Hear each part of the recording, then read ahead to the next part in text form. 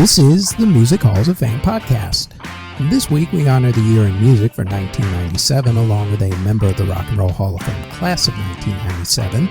We also look at two of this year's nominees for the Rock and Roll Hall of Fame, plus our Spotlight Museum is the Smithsonian Museum of African American History and Culture in Washington, D.C.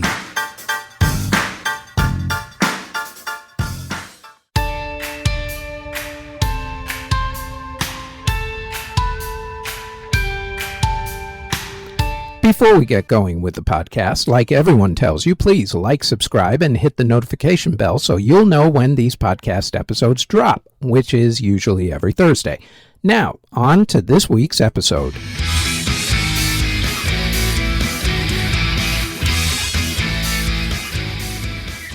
The year was 1997. In music, the song Candle in the Wind, the Princess Diana edition, was first played at Princess Diana's funeral and then released as a single. It became the biggest selling single of the year and of all time worldwide. The biggest phenomenon of the year was also related to Great Britain, Spice Girl Mania, as the Spice Girls released their debut album and then released their movie Spice World at the end of the year. Other artists who burst onto the scene in 1997 included Third Eye Blind, the Backstreet Boys, Meredith Brooks, Duncan Sheik, Savage Garden, Paula Cole, Missy Elliott, and Hanson. Radiohead also released their iconic album OK Computer that year. Also out in 1997, blank recordable CDs as the big three recording companies, TDK, Maxell, and Memorex, all put out different versions of the new technology. The Spice Girls album Spice was the biggest selling album of 1997 according to Billboard magazine. Other big albums were by Radiohead, U2, No Doubt, Notorious B.I.G., Puff Daddy, Mace, George Strait, Aerosmith, Scarface, Prodigy, Oasis, and Celine Dion. Aside from Elton John's Candle in the Wind Princess Diana single, other big singles for the year included Jewel's You Were Meant for Me, Puff Daddy's I'll Be Missing You, and also Can't Nobody Hold Me Down, Toni Braxton's Unbreak My Heart, R. Kelly's I Believe I Can Fly, En Vogue's Don't Let Go, Mark Morrison's classic Return of the Mac, LeAnn Rimes' How Do I Live, and the Spice Girls' Wannabe. In country music, Garth Brooks played to over 1 million fans at a free concert in Central Park in New York City. Shania Twain released her album, Come On Over, which became the biggest-selling country album of all time. Other big albums included George Strait's Carrying Your Love With Me, LeAnn Rimes' Unchained Melody, The Early Years, and also You Light Up My Life inspirational songs. Tim McGraw's Everywhere, Trisha Yearwood's Songbook, a collection of hits, Garth Brooks' Sevens, Brooks and Dunn's The Greatest Hits collection, Colin Ray's The Best of Colin Ray, Direct Hits, and Tracy Lawrence's The Coast is Clear. Trisha Yearwood and LeAnn Rimes both recorded versions of the song How Do I Live for the Nicolas Cage movie Con Air. Rimes was asked to record it first, but the record label thought that her voice sounded too young for the song, so they got Trisha Yearwood to sing it. Both versions ended up being released. While LeAnn Rimes' version hit number 2 on the pop charts, Trisha's version made it big on the country charts. Tim McGraw and Faith Hill's song It's Your Love became the first song to spend 6 straight weeks at number 1 on the country charts in 20 years. Other artists with big country hits included Shania Twain's Love Gets Me Every Time, Kevin Sharp's Nobody Knows, George Strait's One Night at a Time, Deanna Carter's How Do I Get There, Clay Walker's Rumor Has It, Kenny Chesney's She's Got It All, Garth Brooks' Long Neck Bottle, Brooks and Dunn's A Man This Lonely, and Reba McEntire's How Was I to Know? In hip-hop, P. Diddy / Puff Daddy and the Family's No Way Out was one of the biggest albums of the year. Other big albums were Notorious B.I.G.'s Life After Death, Wu-Tang Clan's Wu-Tang Forever, Tupac's Are You Still Down, Bone Thugs and Harmony's The Art of War, Mace's Harlem World, and Master P's Ghetto D. 2 songs from P. Diddy's album went to the top of the charts. I'll Be Missing You, Can't Nobody Hold Me Down, while All About the Benjamins went to number 2. The late Notorious B.I.G. hit number 1 posthumously with Hypnotized and Mo Money, Mo Problems. Other big hip-hop songs included Bone Thugs and Harmony's Look Into My Eyes, Da Brat's Ghetto Love, Scarface's Smile, Mace's Feels So Good, Busta Rhymes' Dangerous, Coolio's See You When You Get There, Timberland and Magoo's Up Jumps the Boogie, and Warren G's I Shot the Sheriff. In dance music, the famed Hacienda Club in Manchester, England was shut down due to bad behavior at the club, including some shootings and a fatal drug overdose. The first Electric Daisy Carnival Music Festival took place, not in its recent location of Las Vegas, but in its original location of Los Angeles. Dance music was dominated on the charts by pop and R&B artists like Toni Braxton, U2, Madonna, Kenny G, Janet Jackson, George Michael, Mariah Carey, Usher, and P. Diddy. And even though those artists were all over the number 1 dance slots on the dance charts, there were some more quote-unquote legit EDM artists who made an impact. For instance, Daft Punk released their debut album Homework and their landmark songs Da Funk and Around the World. Da Funk and Around the World both went to number 1. The Chemical Brothers put out their album Dig Your Own Hole, while Bjork released Homogenic. Faithless's classic song Insomnia was also at the top of the dance charts, as were the Prodigy's Smack My Bitch Up, Olive's You're Not Alone, Funky Green Dog's Fired Up, Moby's James Bond Theme, Sash's Ecuador, Ultra Natty's Free, Todd Terry's Something Going On, and Robert Miles's Fable. DJ Mag had its very first Top 100 DJs list that was voted on by readers and not by music critics. And according to that, the top 10 on the chart were Carl Cox, Paul Oakenfold, Sasha, Judge Jules, Tony DeVitt, Pete Tong, Danny Rampling, Hype, Groove Rider, and Jeremy Healy. In Latin music, the biggest artists were Julio and Enrique Iglesias, Grupo Limité, Selena, Shakira, Luis Miguel, the Gypsy Kings, Juan Gabriel, Los Temerarios, and Los Del Rio, who went back to that Macarena well to try to repeat the success of their 1996 smash hit Macarena with their new song Macarena Nonstop. In music theater, musicals that opened in 1997 included Titanic, Dream, The Scarlet Pimpernel, Jekyll and Hyde, and The Lion King. Musical revivals that opened included 1776, Candide, and Annie. The Spice Girls movie Spice World came out in December that year. There were other musical films released, though. For instance, you had Selena, starring Jennifer Lopez. You had the documentaries Year of the Horse about Neil Young and Crazy Horse, and Rhyme and Reason about hip-hop. There were also the animated musicals Anastasia, Cats Don't Dance, and Disney's Hercules. There was also the Disney Channel movie Cinderella, which starred Brandy as the title character and Whitney Houston as the fairy godmother, and even though they were black women playing what were traditionally white European fantasy roles, no one made a big deal about it. Unlike 2023's Little Mermaid's Black Mermaid. Seriously, people, get over yourselves already.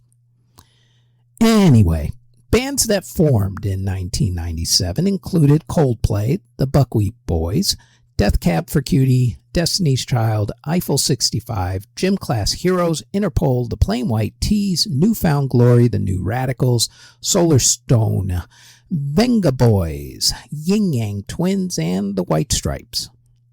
Bands who broke up before their inevitable reunions or who announced their hiatuses included Accept, My Bloody Valentine, Bonham, Lowlife, The Kinks, Big Audio Dynamite, Lodestar, New Riders of the Purple Sage, Obituary, Quad City DJs, The Rembrandts, Dinosaur Jr., The Power Station, EMF, Rainbow, Reel to Reel, Diatribe, Bread, the Cocteau Twins, the Fugees, the Gin Blossoms, Ghost Town DJs, Ugly Kid Joe, Throwing Muses, and Soundgarden.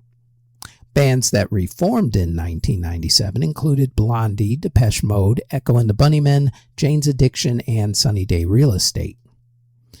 Artists who were born in 1997 included DJ Alan Walker, rappers Coi Leray, Lil Yachty, Rico Nasty, Blueface, Cupcake, Asia Doll, Kodak Black, 070 Shake, and Lalissa Manaban, along with singers Young Kook of BTS, Camila Cabello, Becky G, Her, Rose from Blackpink, Ruby Rose, the DJ and actress, Bella Thorne, the singer and actress, Rebecca Black of Friday fame, Dina Lane from Fifth Harmony, Park Jimin, Zara Larson, Phineas O'Connell, otherwise known as Billie Eilish's brother, Georgia Smith, and Youngblood.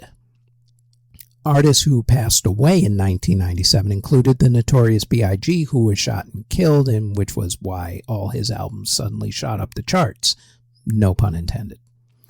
Also, singers Townes Van Zandt, Michael Hutchence of INXS, who committed suicide, John Denver, who passed away in an experimental airplane crash, Jeff Buckley, who accidentally drowned, Fela Kuti, Laura Nyro, Laverne Baker, Nicolette Larson, Ronnie Lane, Jimmy Rogers, Jimmy Witherspoon, Johnny Copeland, Thelma Carpenter, Billy McKenzie of The Associates, Ron Holden, Lawrence Payton of the Four Tops, guitarist Randy California, Luther Allison, and Michael Hedges, Elvis Presley's manager Colonel Tom Parker, opera singer Charles Craig, conductor George Solti, drummer Tony Williams, and jazz violinist Stefan Grappelli.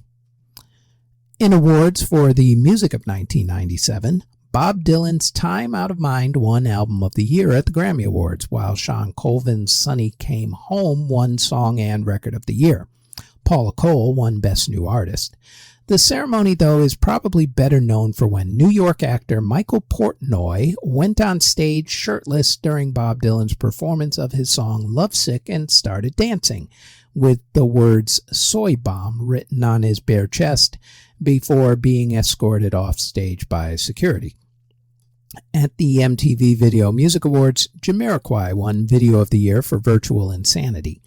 LeAnn Rimes won Artist of the Year at the Billboard Music Awards. The Spice Girls were the big winners at the American Music Awards. Erykah Badu was the big winner at the Soul Train Music Awards. Whitney Houston, Reba McEntire, and Garth Brooks won the music categories at the People's Choice Awards. At the Eurovision Singing Contest, which was held in Dublin, Ireland that year, Katrina and the Waves from England won for the song Love Shine a Light. Katrina and the Waves were also one of the better-known Eurovision contestants since Celine Dion in 1988, with Katrina and the Waves having found commercial success originally in 1985 with the hit song Walking on Sunshine. Garth Brooks won Entertainer of the Year at the Country Music Association Awards, and he also won the same award at the Academy of Country Music Awards. The Verve won Best British Album for Urban Hymns, and All Saints won Best Song for Never Ever at the Brit Awards. Sarah McLachlan won Best Album for Surfacing, and she also won Best Song for Building a Mystery at the Juno Awards. Savage Garden won Album of the Year for their self-titled album, and Song of the Year for Truly Madly Deeply at the ARIA Music Awards. At the Tony Awards, Titanic won Best Musical, and Chicago won Best Revival of a Musical. Musically at the Academy Awards, My Heart Will Go On from Titanic won Best Song, since Best Film Score was actually split that year into two different categories, and Dudley's The Full Monty score won Best Film Score for Musical and Comedy, while James Horner's score for Titanic won Best Dramatic Film Score. The Pulitzer Prize for Music went to Blood on the Fields by Wynton Marsalis, who became the first jazz artist to win that particular award. Ronnie Size and Represent won the Mercury Prize for the album New Forms, and Paul McCartney was knighted by Queen Elizabeth II that year. The Rock and Roll Hall of Fame induction ceremony was held on May 6th at the Renaissance Cleveland Hotel in Cleveland, Ohio for the first time since 1986, when it had always been held at the Waldorf Astoria Hotel in New York City. There was some drama before the ceremony, though, as Buffalo Springfield inductee Neil Young did not show up for the induction because he was protesting people having to pay $1,500 per plate to be inducted. He was also protesting that the ceremony was being broadcasted on VH1 for some reason or other. Fellow Buffalo Springfield bandmate Stephen Stills was inducted twice that night, once as a member of Buffalo Springfield and once as a member of Crosby, Stills, and Nash. At the ceremony, the hall inducted King Records founder Sid Nathan into the non-performers category. Mahalia Jackson and Bill Monroe were inducted into the early influencers category. In the performers category, the hall inducted the Bee Gees, Buffalo Springfield, Crosby, Stills, and Nash, Joni Mitchell, the Young Rascals, the Jackson 5, and this next group.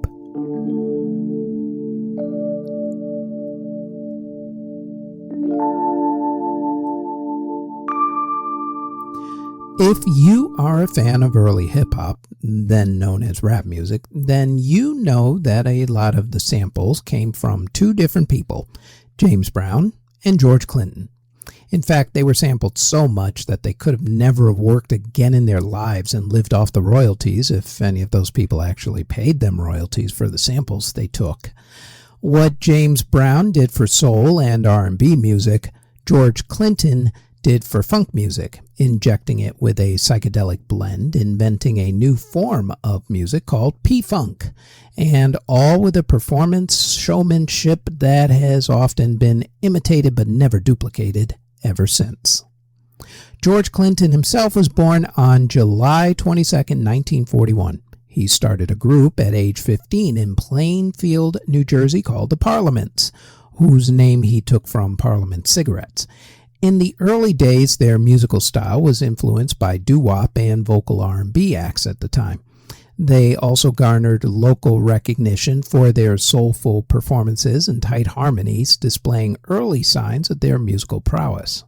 In 1964, George decided to get a backup band for the group and dropped doo-wop for smooth funk. His first backup band had Eddie Hazel on lead guitar, Tal Ross on rhythm guitar, Billy Bass Nelson on bass, Tiki Fullwood on drums, and Mickey Atkins on keyboards. The Parliaments caught the attention of Motown Records in the early 1960s, and after Motown signed them, they released a bunch of singles, including the regional hit I Want to Testify in 1967. However, despite some regional success in the upper Midwest area, the Parliament struggled to achieve widespread national recognition under the Motown record label. Frustrated with Motown and looking for a new direction, the group underwent a significant transformation. Due to the record label that they ended up on, Revolt Records, going bankrupt, they lost the rights to the name the Parliaments. The Parliaments then had to rebrand themselves as Parliament, shedding their previous sound and embracing a more experimental and progressive approach. This transformation allowed them to explore new musical territories and break free from the Motown assembly line way of doing things. Parliament's evolution was marked by a fusion of funk, soul, and various musical influences, drawing inspiration from the energy of James Brown, the psychedelic sounds at the time of Jimi Hendrix, and the more eclectic nature of Sly and the Family Stone. Parliament crafted a distinct funk sound characterized by infectious bass lines, intricate horn arrangements, and Clinton's distinctive vocal style. The band's breakthrough came with the release of their landmark album, The Mothership Connection, in 1975. This album introduced the concept of an intergalactic funk mythology with band members portraying extraterrestrial characters. The concept became a recurring theme in their subsequent albums and live performances, sometimes with over 40 performers on stage, and with the iconic mothership stage prop becoming a symbol of Parliament's imaginative and theatrical approach. The mothership stage prop is actually in the Smithsonian National Museum of African American History and Culture in Washington, D.C., along with some of the group's costumes. In 1968, George also decided to add an additional project to his repertoire.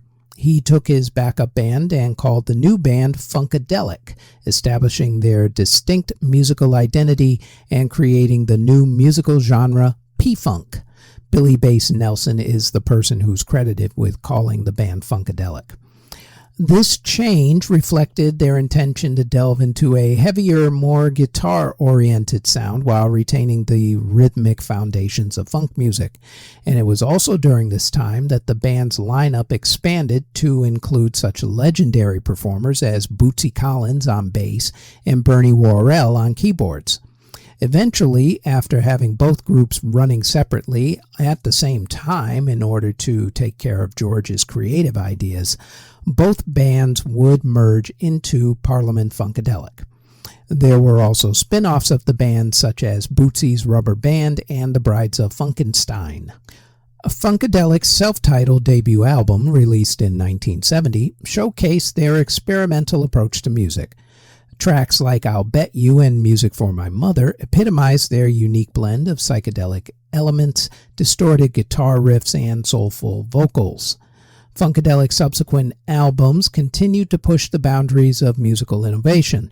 Free Your Mind and Your Ass Will Follow, which was released in 1970, and Maggot Brain, which was released in 1971, exemplified the band's cosmic themes and experimentation. These albums featured extended jams, soulful ballads, and mesmerizing guitar solos, creating expansive sonic landscapes that captivated the listeners at the time.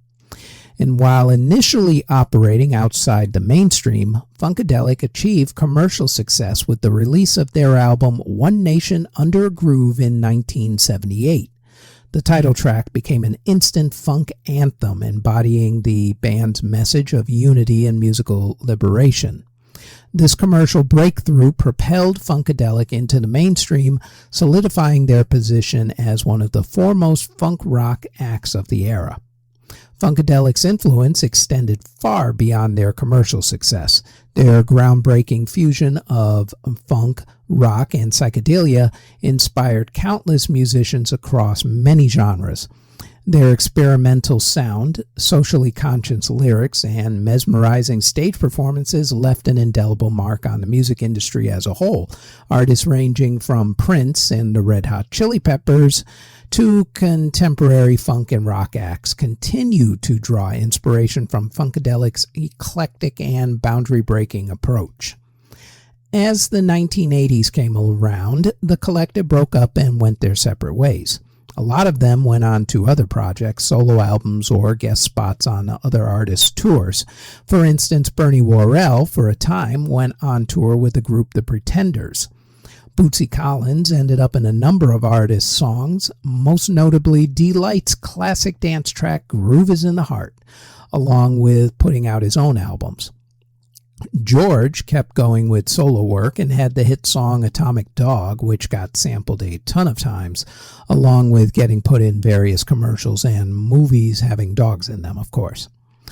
George eventually put a new collective of artists together for the 21st century, named them Parliament Funkadelic, and went out on tour. Due to worsening medical conditions, he's either in the middle of his now extremely lengthy farewell tour, or he's finally concluded it, at least of this podcast. Either separately or as a combined collective, the group put out some of the most iconic funk albums and songs of all time. Albums such as The Mothership Connection, One Nation Under a Groove, and Up for the Downstroke, along with singles such as Stomp, my personal favorite, One Nation Under a Groove, and Flashlight. They've also received a Grammy Award as well as a Lifetime Achievement Award from the Recording Academy. When it came time for the collective to be inducted, the list of official inductees was whittled down from almost 100 different members over the decades to 15 inductees. Presented for induction by 2004 Rock and Roll Hall of Fame inductee Prince. All hail the mothership.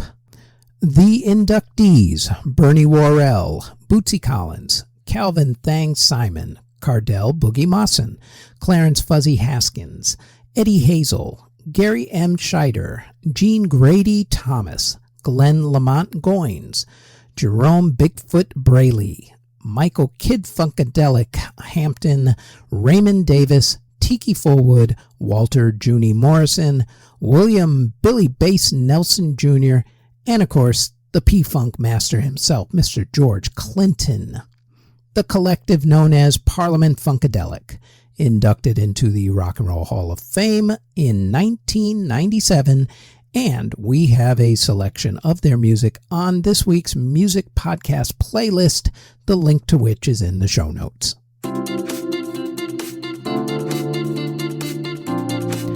Before we go any further, we'd like to tell you that there is now a Music History In-Depth podcast where we go more in depth on a few of the events that happened in music history for that particular week. The Music History In-Depth podcast drops every Tuesday on YouTube or wherever you get your podcast from, as does our Music History Today podcast, which goes over the daily events in music history. The Music History Today podcast drops daily, including weekends, on YouTube or wherever you get your podcasts. Now, back to this podcast.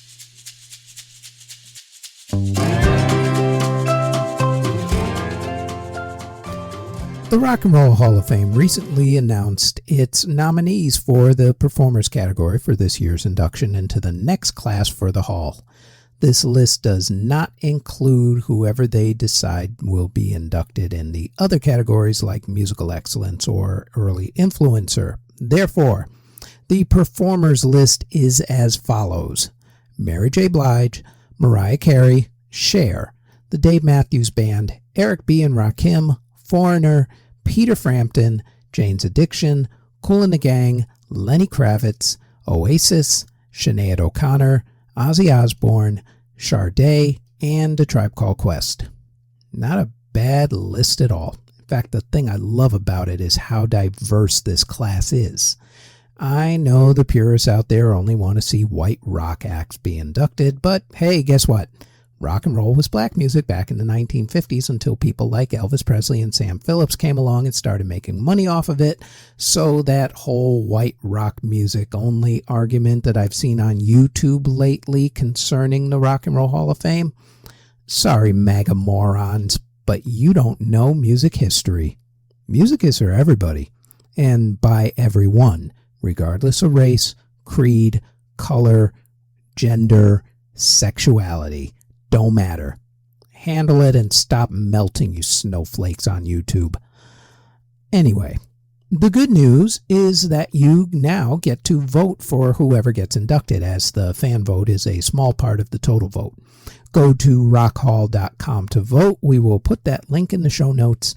You can vote for 7 artists once a day, every day through April 26th. For the next couple of months, we're going to make the case for you to vote for an artist to be inducted. We will look at least 2 artists per episode until we get through the entire list. This week, it is Cher and Kool and the Gang's turns on the hot seat. First up, let's go with Cher. Cher actually made some news not too long ago when she said on a talk show that she would not want to be inducted into the Rock and Roll Hall of Fame, even if they gave her $1 million. This was in response to a question that she received on a talk show about why she hasn't been inducted into the Hall yet. Her response actually made news because I guess it was a slow news month with absolutely nothing of importance going on in the world, like, war in Europe or the Middle East.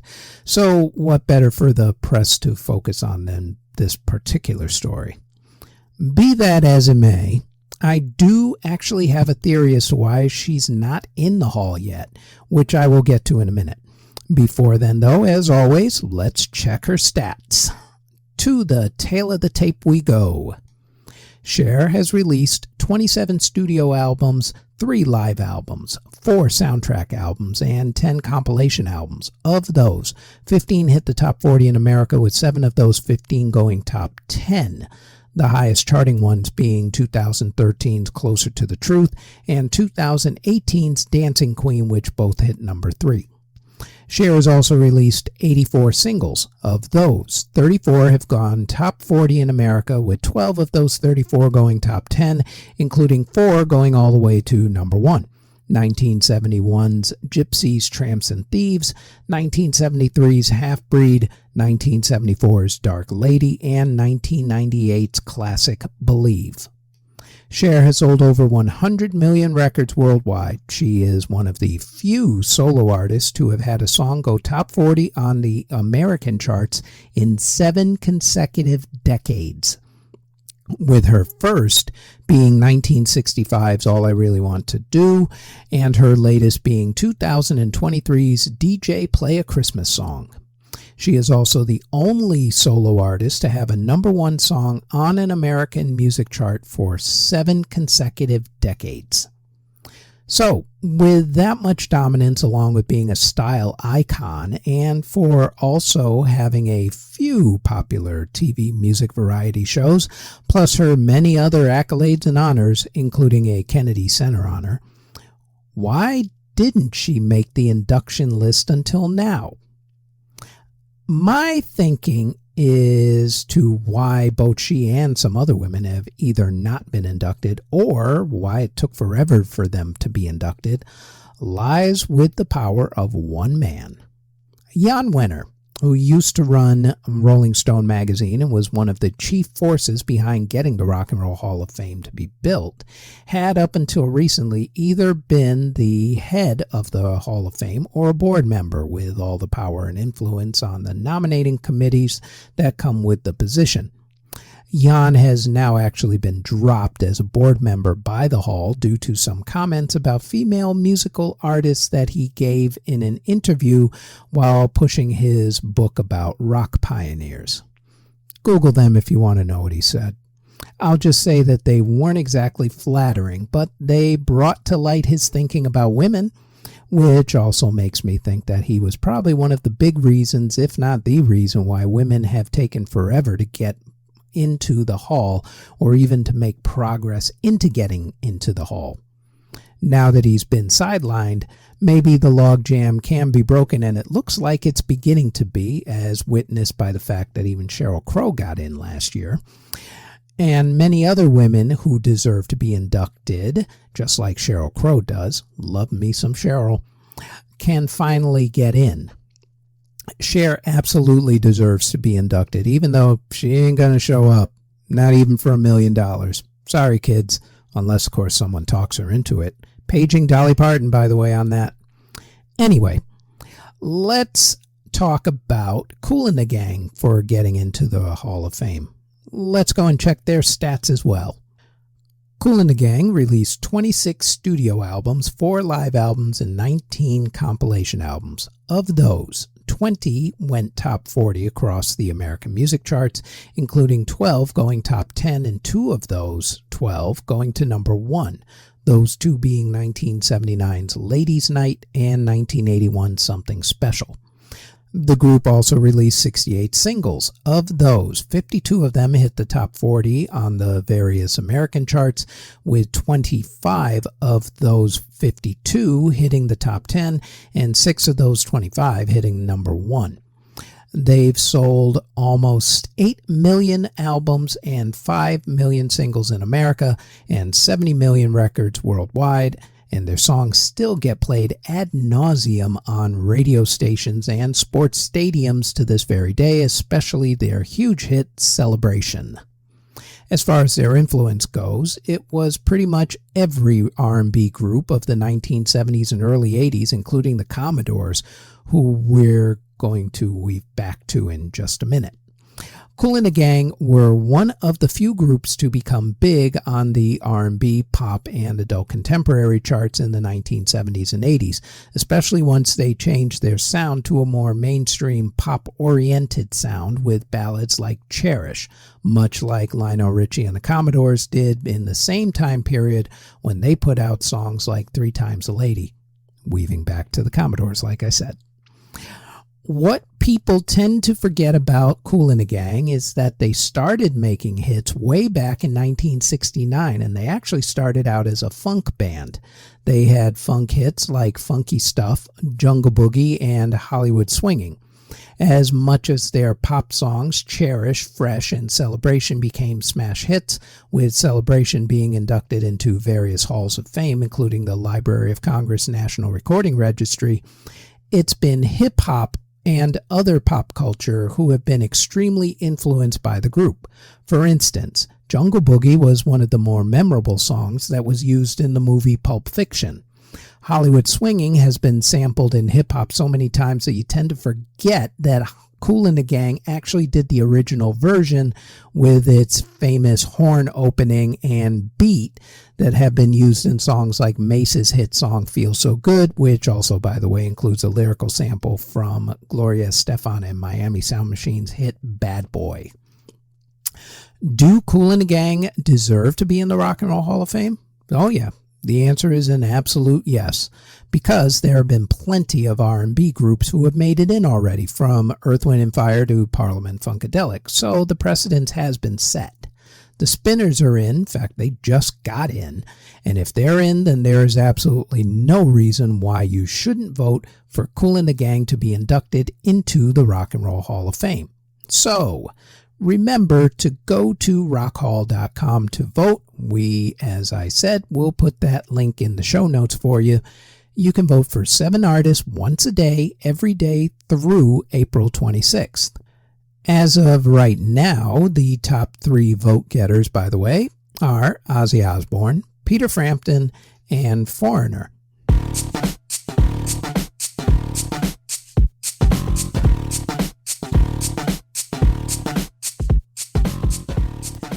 This week's Spotlight Museum is the Smithsonian National Museum of African American History and Culture in Washington, D.C. The museum is located on the National Mall, right across the street from the Washington Monument. The museum highlights the experience and contributions of African Americans to specifically America and, more broadly, the world. A lot of the museum deals with slavery and civil rights. There's a slave cabin, for instance, an airplane that was used by a member of the Tuskegee Airmen, as well as items pertaining to the military, religion, literature, and politics. The museum also has an extensive collection of artifacts concerning music. The museum boasts Chuck Berry's Pink Cadillac, for instance, along with stage costumes worn by Parliament Funkadelic and many others. Also, other recordings, sheet music, photos, and such. And there is a really great online resource on their website where they've put a lot of their collection online to look at. The museum is open daily from 10 a.m. to 5:30 p.m. Admission is free. After all, your tax dollars paid for it. However, the only way that you can walk into the museum without a pass is if you show your military ID. Otherwise, you either have to try to get timed passes in the morning if you want to go, which run out extremely quickly, by the way, or you can get passes in advance online. Check the museum's website, nmaahc.si.edu, for information about the time passes, along with COVID admission information, since the COVID regulations seem to change on a whim, especially in this post-emergency era, and with COVID kind of popping up every now and then. And no, we don't expect you to remember that link. That link we'll throw into the show notes for you. Tupac Shakur. The name commands respect, vilification, admiration, contempt, depending on which side of the fence you're on. He was the greatest rapper of all time, or the second greatest behind Biggie, all of the above, depending, of course, on what side of the East Coast-West Coast rivalry you sit on. For my money, I personally give the edge to Pac because of his entire body of work, even though I'm an East Coast guy. Unfortunately, while Pac consistently put out quality albums, Biggie never got the chance to, having been killed while in the process of doing work for his newest album, which was his second one. Ever since Tupac was born in 1971 in East Harlem, New York, he couldn't help but become involved in social and political issues. A lot of his family was involved in one way or another with the Black Liberation Army. In fact, Pac's stepfather was on the FBI's 10 Most Wanted list for a few years. The family moved out of Harlem to Baltimore, Maryland in 1986. When he went to the Baltimore School for the Arts, a new world opened up for him. He studied acting, ballet, jazz, and poetry. He also became involved with the Young Communist League and developed a lifelong friendship with fellow student Jada Pinkett Smith. A couple of years later, the family moved to California. Pac started going to poetry classes held by poet Layla Steinberg.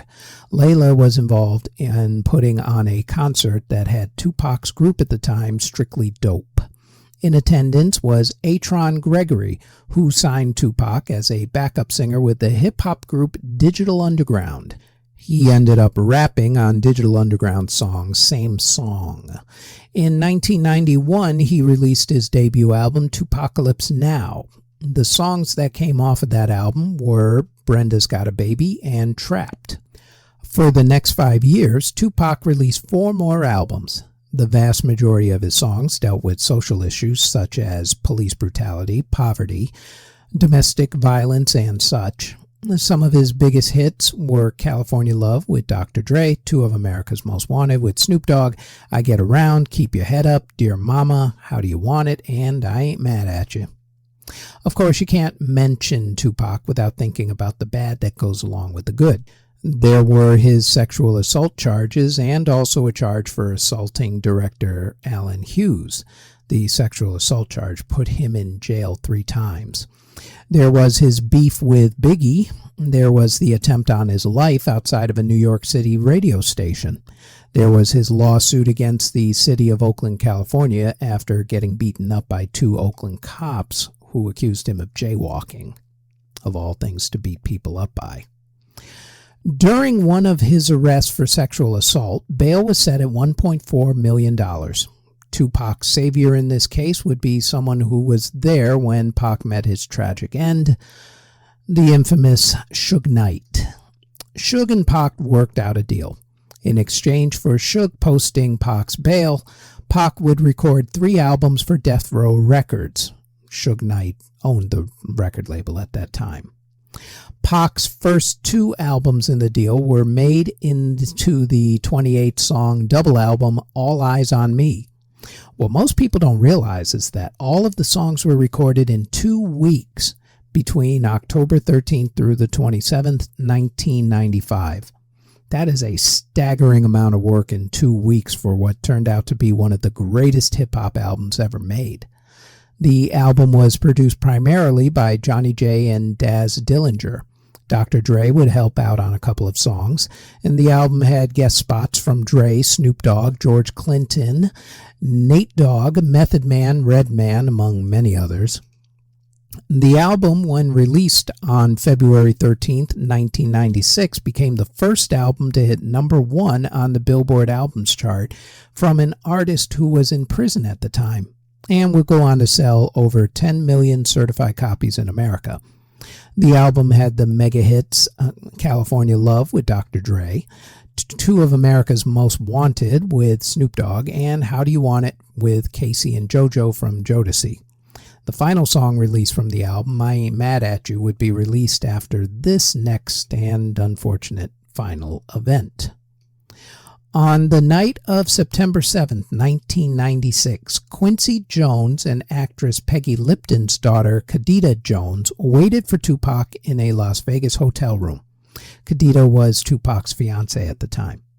Tupac and his record label owner, Suge Knight, were at the Mike Tyson heavyweight boxing match in Vegas.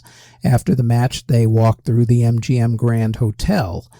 when someone in their entourage spotted a member of the Crips street gang. A fight broke out in the hotel. Pac and Knight left the hotel and drove off and headed toward the Club 662, which was owned by Suge. They were stopped by the cops for not having license plates on the car, which Suge was driving. They were later let go without a ticket, as the plates were actually in the trunk of the car. After a minute or two, they stopped at a stoplight at the corner of East Flamingo Road and Covell Lane. As they waited for the light to turn green, a white Cadillac pulled up next to them. Shots were fired from the Cadillac, hitting Tupac in the chest, leg, and arm. Suge was hit by shrapnel. Tupac was pronounced dead on September 13th from his gunshot wounds. You can find some of Tupac's memorabilia in the collection of the Smithsonian Museum of African American History and Culture in Washington, D.C. The Music Halls of Fame podcast is part of the Music History Today network, which can be found under Music History Today on Spotify, Apple Music, Amazon Music, iHeartRadio, or wherever you get your podcasts from, and also on our YouTube page under Music History Today. Thank you very much for listening.